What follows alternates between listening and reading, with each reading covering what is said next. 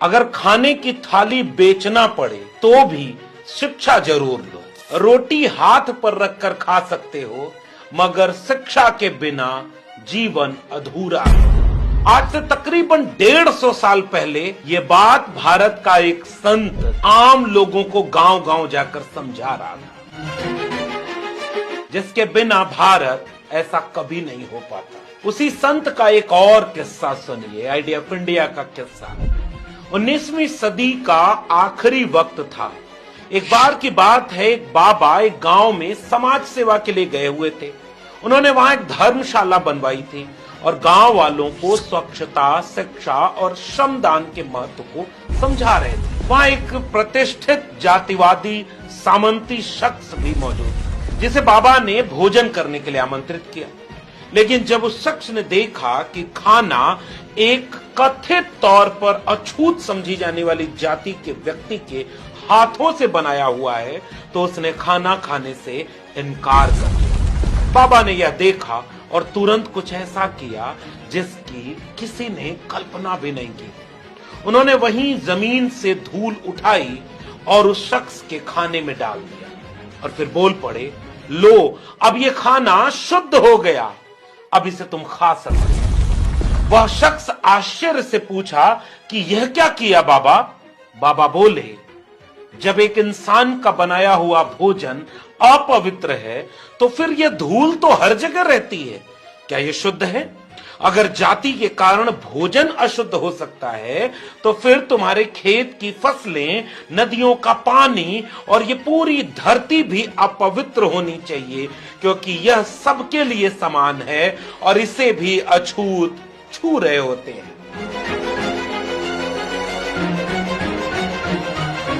ये बाबा कोई और नहीं, इनका नाम था डेबूजी झिंगराजी जानोरकर। डेबू जी हमेशा अपने साथ मिट्टी के मटके जैसा एक पात्र रखते थे। इसी में वे खाना खाते और पानी भी पीते। महाराष्ट्र में मटके के टुकड़े को गाडगा कहते हैं, इसीलिए कुछ लोग इन्हें गाडगे महाराज तो कुछ लोग गाडगे बाबा कहने लगे। संत कबीर, संत रैदास, संत तुकाराम, ज्ञानदेव, नामदेव और तमाम संतों गुरुओं की वाणी को जिसने पढ़ा नहीं, जिया हो, उन्हें बाद में लोग संत कहने लगे और उनका नाम प्रचलित हो गया, संत गाडगे।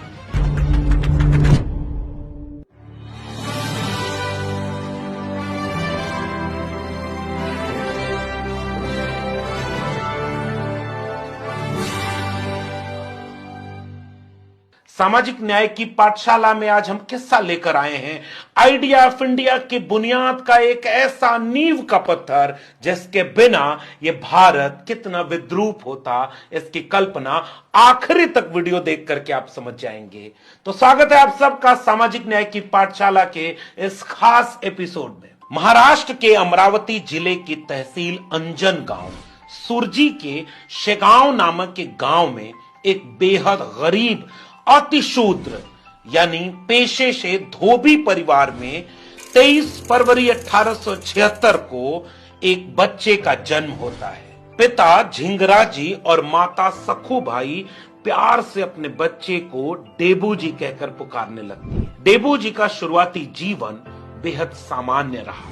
गरीब परिवार में पैदा होके भी संतों, गुरुओं, महापुरुषों की सामाजिक न्याय की विरासत को हासिल करते हैं और अपने साथ मटके के जैसा एक पात्र रखते थे। इसी में वे खाना खाते थे, पानी भी पीते थे। इस मटके को गाडगा कहते। कुछ दिन बाद उनका लगाव संतों, गुरुओं, महापुरुषों के विचार से होता है, इसलिए लोग उन्हें संत गाडगे के नाम से जानते हैं। संत गाडगे अपना जो कपड़ा पहनते थे उसमें कई सारी चकत्तियां लगी होती थी। संत गाडगे इस कपड़े को पहनकर और अपना गाडगा लेकर के गांव गांव घूमते, लोगों को पाखंड और अंधविश्वास से मुक्त होने, शिक्षा की तरफ जाने और श्रम की अहमियत को महसूस करने की तालीम दिया करते। संत गाडगे के कपड़ों को देख करके जब कोई पूछता कि ये कैसा कपड़ा पहनते हैं, तो संत गाडगे पलट कर कहते कि जैसे ये कपड़ा बिखरा हुआ था, मैंने इसे सुई तागे से जोड़ दिया है, वैसा ही मेरा समाज जातियों में बिखरा हुआ है, मुझे इन सबको जोड़कर एक करना है। द प्रिंट में अपना लेख लिखते हुए सिद्धार्थ कहते हैं कि महाराष्ट्र द्विज परंपरा और दलित बहुजन परंपरा के बीच संघर्ष का केंद्र रहा। इस बारे में दुनिया के प्रमुख समाजशास्त्रियों गेल आम्वेट, एलिनोर जेलियट और रोजा लिंड ओहेनलॉन ने शोध किया है। गेल आम्वेट की कैलिफोर्निया यूनिवर्सिटी से पीएचडी ही इसी विषय पर है। महाराष्ट्र में आधुनिक द्विज परंपरा के जनक बाल गंगाधर तिलक हैं, तो दलित बहुजन परंपरा के जनक ज्योतिबा फूले हैं। द्विज परंपरा को महाराष्ट्र में सावरकर, नाथूराम गोडसे और हेडगवार जैसे लोग आगे बढ़ाते हैं, तो दलित बहुजन परंपरा को साहू जी महाराज और डॉक्टर भीमराव अंबेडकर आगे बढ़ाते हैं। और इसी दलित बहुजन परंपरा में एक नाम जो सबसे जरूरी उभर कर आता है, संत गाडगे का। सिद्धार्थ आगे लिखते हैं कि बुद्ध की तरह उन्होंने सभी साधनों का त्याग कर दिया। वे अपने साथ सिर्फ मिट्टी के मटके जैसा एक पात्र और झाड़ू रखते थे। उन्होंने अपने जीवन में कभी भी आराम और भौतिक सुख सुविधाओं की परवाह नहीं की। वे साधारण जीवन जीते थे और समाज में फैली कुरीतियों को दूर करने के लिए निरंतर प्रयासरत रहते थे। सतनाम सिंह अपनी किताब गाडगे बाबा और उनका मिशन में विस्तार से इन तमाम पहलुओं को उजागर करते हैं कि संत गाडगे बाबा केवल एक धार्मिक संत नहीं थे, बल्कि वे एक समाज सुधारक, शिक्षाविद और मानवता के सेवक थे।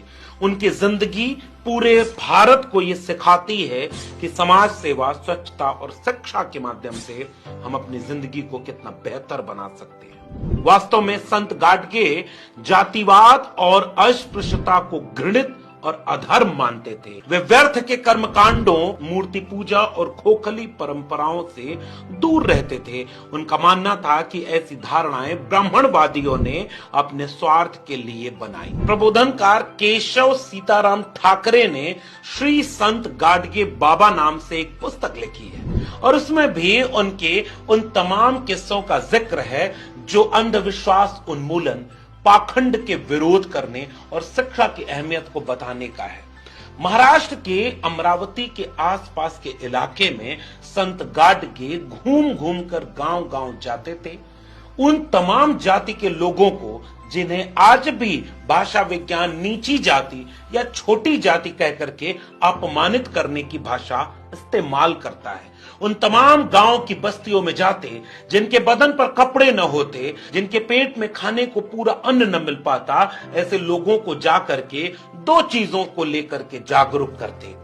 पहला, पाखंड और अंधविश्वास से बचो और दूसरा, शिक्षा की अहमियत जरूर समझो। इसलिए उनका वाक्य गांव गांव में धीरे धीरे लोकप्रिय होने लगा कि अगर खाने की थाली बेचनी पड़े तो भी बेच दो, शिक्षा जरूर दो। तुम रोटी तो हाथ में रख करके खा सकते हो, मगर अगर शिक्षा नहीं मिली, विद्या नहीं मिली, तो जिंदगी बेकार है। प्रोफेसर डॉक्टर विमल कीर्ति लोक सेवा के कर्मयोगी श्रृंखला में गाडगे बाबा नाम से जो किताब लिखते हैं, उस किताब में विस्तार से ये बताते हैं कि कैसे संत कबीर, संत रैदास, तुकाराम, दादू, चोखा मेला और उन तमाम परंपरा के लोगों को वो एक साथ साधते हैं।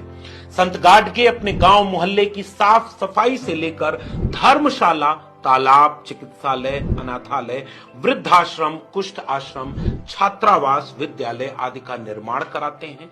लोगों को श्रम दान करके आर्थिक सहयोग के लिए प्रेरित करते हैं। वो श्रम की कीमत को पहचानते हैं। सामाजिक न्याय की पाठशाला के जितने भी नायकों को आप देखेंगे, उनमें से कोई भी न तो खुद भीख मांगता है, न भीख मांगने को प्रेरित करता है। श्रम करके वो अपने श्रम की अहमियत को समझता है। इसीलिए उस तमाम बहुजन लोगों को कभी कमेरा तो कभी श्रमजीवी के नाम से संबोधित किया जाता है। संत गाडगे एक श्रमजीवी संत थे। संत गाडगे बाबा साहब डॉक्टर भीमराव अंबेडकर के समकालीन थे। वो बाबा साहब से उम्र में 15 वर्ष बड़े थे, लेकिन बाबा साहब के अध्ययन, उनकी डिग्रियों और उनकी काबिलियत के मुरीद थे। विमल कीर्ति अपनी किताब में विस्तार से उन तमाम किस्सों को बताते हैं कि बाबा साहब डॉक्टर अंबेडकर जब भी मिलने आते तो संत गाडगे उनके साथ तस्वीर जरूर लेते। इसलिए देखिए इस तरह की कितनी खूबसूरत तस्वीरें संत गाडगे की बाबा साहब के साथ हैं। बाबा साहब डॉक्टर भीमराव अंबेडकर ने एक से अधिक बार संत गाडगे के बारे में जो लिखा है उसे सबको पढ़ना चाहिए। उनके मन में संत गाडगे को लेकर कितना सम्मान है, वो उनके कामों को कितना प्रेरित करते हैं। इसीलिए डॉक्टर सिद्धार्थ अपने लेख में बाकायदे ये बताते हैं कि स्वच्छता की बात गांधी जी को लेकर के बाद में प्रचारित होती है, जो कि उनके लिए एक राजनीतिक मिशन की तरह भी था। संत गाडगे के लिए स्वच्छता एक आंदोलन और एक विचार की तरह था। बाबा साहब डॉक्टर अंबेडकर इस बात के मुरीद होते हैं कि संत गाडगे पूरे वंचित समाज को जोड़ने के लिए किस कदर तक एकजुट करके और अपनी मेहनत को कबीर वाले घर फूंक अंदाज में गांव-गांव जाकर साबित कर रहे हैं। संत गाडगे पर बात करते हुए संत कबीर का वो दोहा याद आता है जो इन पर बिल्कुल सटीक बैठता है कि कबीरा खड़ा बाजार में लिए लुकाठी हाथ और जो घर जारो अपना चलो हमारे साथ। संत गाडगे इसी विचार के तहत पूरे समाज को अपना घर मानते हैं। हर घर में सफाई हो, हर घर में शिक्षा हो और हर घर में श्रम की अहमियत समझ में आए, पूरा समाज जुड़कर एक हो। इसलिए बाबा साहब अंबेडकर को वो बहुत सम्मान से देखा करते थे।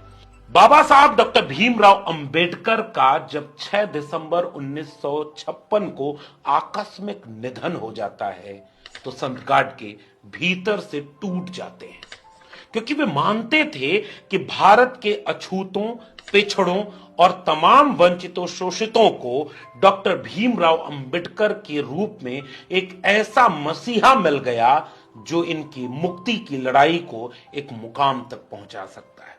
यही बात छत्रपति शाहू जी महाराज भी बाबा साहब डॉक्टर भीमराव अंबेडकर के लिए मानते थे, लेकिन बहुत गहरे हद तक संत गाडगे बाबा साहब को अपने करीब पाते थे। इसलिए जब 6 दिसंबर 1956 को कुदरत ने बाबा साहब अंबेडकर को हमसे छीन लिया, इसका ऐसा असर संत गाडगे पर पड़ा कि संत गाडगे सब कुछ भूल गए और दवा तक खाना छोड़ दिया। उन्होंने दुखी मन से कहा कि बाबा साहब दलित समाज के 7 करोड़ बालकों को अकेला छोड़कर चले गए। उनकी मृत्यु से ये बच्चे निराधार हो गए। अभी अभी ये बाबा साहब का हाथ पकड़कर चलने लगे थे। अगर बाबा साहब कुछ दिन और रहते तो ये बालक चलने फिरने की हिम्मत करने लगे थे। डॉक्टर भीमराव अंबेडकर के परिनिर्वाण से संत गाडगे इतने दुखी हुए, इसका असर उनके ऊपर इतना ज्यादा हुआ कि उनके जाने के ठीक 14 दिन बाद यानी 20 दिसंबर 1956 इसी तारीख को संत गाडगे भी इस दुनिया को अलविदा कह गए। आकाशवाणी से उनके निधन की घोषणा पूरे देश में हुई। शोक की लहर दौड़ पड़ी। उनके मृतदेह को बाड़मेर के राठौर गार्डन में अंतिम दर्शन के लिए रखा गया। केंद्र व राज्य के मंत्रियों सहित बड़ी तादाद में लोग उन्हें श्रद्धांजलि देने आए। कुछ दिन बाद विचारों के अगुआ मरा नहीं करते, गुजरा नहीं करते, वो जिंदा रहते हैं अपने विचारों में, और आने वाली पीढ़ियां इतिहास के पन्नों को धूल से झाड़ करके जब पढ़ती है तो देखती है कि धोबी समाज में पैदा एक संत गाडगे ने उनके लिए क्या कुछ किया। दिन बीता 1 मई 1983 को महाराष्ट्र सरकार ने नागपुर विश्वविद्यालय को विभाजित कर संत गाडगे बाबा अमरावती विश्वविद्यालय की स्थापना की। उनकी 42वीं पुण्यतिथि के अवसर पर 20 दिसंबर 1998 को भारत सरकार ने उन पर डाक टिकट जारी किया। सन 2001 में महाराष्ट्र सरकार ने उनकी स्मृति में संत गाडगे बाबा ग्राम स्वच्छता अभियान शुरू किया। संत गाडगे एक व्यक्ति नहीं, संस्था थे, मगर अफसोस कि आज तक संत गाडगे के बारे में कितना लोगों को पता है, ये सवाल आप भी पूछिएगा। संत गाडगे बाबा साहब से किस हद तक जुड़े हुए थे, इसकी चर्चा संघ लोक सेवा आयोग के पहले दलित अध्यक्ष डॉक्टर M.L. शहारे ने अपनी आत्मकथा यादों के झरोखे में लिखा है। बाबा साहब डॉक्टर अंबेडकर से गाडगे बाबा कई बार मिल चुके थे। वे बाबा साहब के व्यक्तित्व एवं कृतित्व से प्रभावित हो चुके थे। बाबा साहब और संत गाडगे बाबा ने एक साथ तस्वीर खिंचवाई थी। आज भी कई घरों में ऐसी तस्वीरें दिखाई देती हैं। संत गाडगे बाबा ने डॉक्टर बाबा साहब अंबेडकर द्वारा स्थापित पीपल्स एजुकेशन सोसाइटी को पंढरपुर की अपनी धर्मशाला छात्रावास हेतु दान की थी। संत गाडगे महाराज की कीर्तन शैली अपने आप में बेमिसाल थी। वे संतों के वचन सुनाया करते थे। विशेष रूप से संत कबीर, संत तुकाराम, संत ज्ञानेश्वर आदि के काव्यांश लोगों के बीच जाते और सुनाते थे। हिंसा बंदी, शराब बंदी, अस्पृश्यता निवारण, पशु बलि प्रथा आदि उनके कीर्तन के विषय हुआ करते थे। सामाजिक न्याय की पाठशाला ऐसे तमाम संतों, गुरुओं, महापुरुषों से आपको रूबरू कराती है जिसे जाने बिना आप ये समझ ही नहीं पाएंगे कि कितनी मुश्किलों से ये कारवां यहां तक पहुंचा है। इसे आगे ले जाना क्यों जरूरी है। इसलिए अपने अतीत को जानते रहिए और आने वाली पीढ़ियों को बताते रहिए, वरना कोई आएगा और उन्हें बरगला जाएगा। संत गाडगे अपने विचारों, अपने स्वप्नों और अपने संघर्षों के साथ हम सब में जिंदा थे, जिंदा हैं और जिंदा रहेंगे। इसी उम्मीद के साथ आप सबसे अलविदा। आप देख रहे थे डॉक्टर लक्ष्मण यादव की सामाजिक न्याय की पाठशाला। फिर मिलेंगे ऐसे ही किसी संतों, गुरुओं, महापुरुषों की जिंदगी के किस्सों के साथ जिसे जानना हम सब के लिए जरूरी है। तब तक के लिए बहुत बहुत धन्यवाद।